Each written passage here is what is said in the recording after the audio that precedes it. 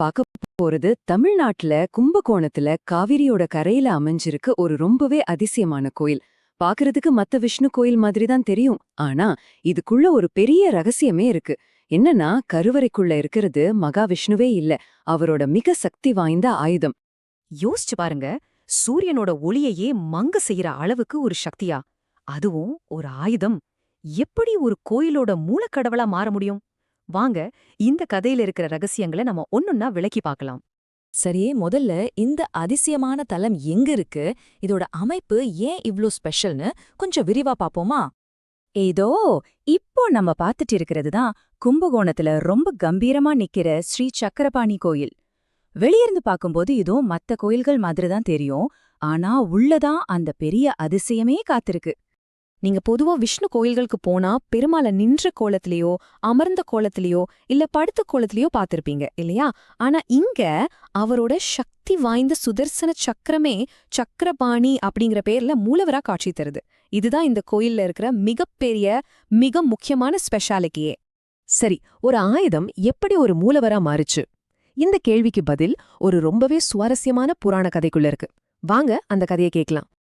கதை இப்படிதான் ஆரம்பிக்குது. ஜலந்தாசுரன்னு ஒரு அசுரன் அவனோட அட்டூழியம் தாங்க முடியல. அவனை ஒரு முடிவுக்கு கொண்டு வரணும்னு மகாவிஷ்ணு தன்னோட சுதர்சன சக்கரத்தை அனுப்புறாரு. அந்த சக்கரமும் போய் அசுரனை அழிச்சிட்டு வெற்றிக்களிப்போட திரும்புது. அப்போ தன்னை தூய்மைப்படுத்திக்கிறதுக்காக புனிதமான காவேரி நதியில மூழ்கி எழுந்திருக்கு. அந்த நேரத்துல அதிலிருந்து வந்த தெய்வீக ஒளிய பார்த்த பிரம்மதேவன் அப்படியே மெய்சிலிர்த்து போயிட்டார். உடனே அந்த மகா சக்திய அதே இடத்துல பிரதிஷ்டை செஞ்சார். இப்படிதான் இந்த கோயில் உருவாச்சு. இப்பதான் கதையோட மிக முக்கியமான கட்டத்துக்கே நம்ம வரோம். அங்க பிரதிஷ்டை செய்யப்பட்ட அந்த சக்கரத்தோட சக்தி எப்படிப்பட்டதுன்னு பாருங்க. பிரம்மா பிரதிஷ்டை செஞ்ச அந்த சுதர்சன சக்கரம் சும்மா இல்ல, கோடி சூரிய பிரகாசத்தோட ஜொலிச்சது. அதோட ஒளிக்கு முன்னாடி வானத்துல தினமும் நமக்கு வெளிச்சம் தர சூரிய பகவானோட ஒளியே மங்கி போச்சாம். தன்னோட ஒளியே மங்கி போனதும் சூரியனோட கர்வம் அடங்கி போச்சு. அப்பதான் அவருக்கு அந்த சக்கரத்தோட மகிமை புரியுது. உடனே அதுகிட்ட போய் சரணடைஞ்சார். சூரியனோட இந்த பக்தியை ஏத்துக்கிட்ட மகாவிஷ்ணு அந்த சக்கர ரூபத்திலேயே அவருக்கு காட்சி கொடுத்த ஆசீர்வாதம் பண்ணார். அதனாலதான் இது சூரியனே வழிபட்ட தலம் அப்படிங்கிற பெருமையும் இந்த கோயிலுக்கு உண்டு. இந்த கோயிலோட பெருமை இந்த புராண கதையோட மட்டும் நின்னுடல. இதோட அமைப்பு, இங்கே நடக்கிற வழிபாட்டு முறைகள்னு இன்னும் நிறைய ஆச்சரியங்கள் நமக்காக காத்துக்கிட்டு இருக்கு. வாங்க அந்த ரகசியங்களும் தெரிஞ்சுக்கலாம். இதுல ரொம்ப ரொம்ப முக்கியமான ஒரு ரகசியம் இங்க இருக்கிற மூலவரோட வடிவத்துல தான் இருக்கு.